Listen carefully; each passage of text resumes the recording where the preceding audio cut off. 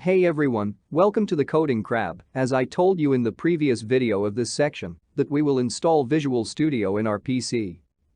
So friends, if we want to code and program applications, we need an IDE.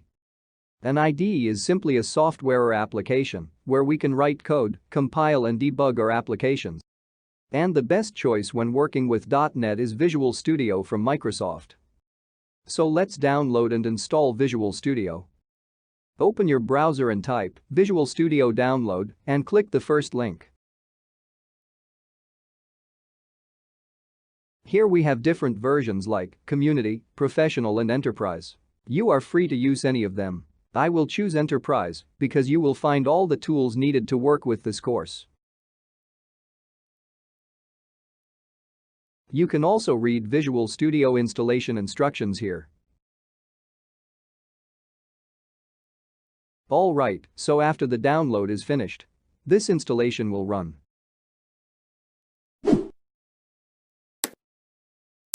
Just click on Continue and wait for some downloads to finish.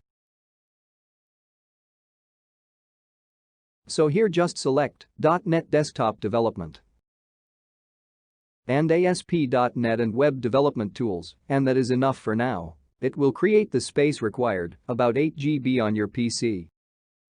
And now simply click on Install. It will take some time, let's pause the video so I don't want to waste your time. After installation finished, just launch your software from this button.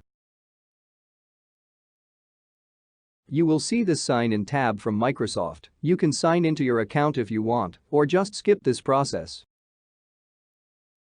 So here it is, the Visual Studio, and we have successfully installed it. If you have any questions you can ask me in the comment section. In the next video, we will plan and build our project based on Windows Forms application. Stay tuned and thank you for watching.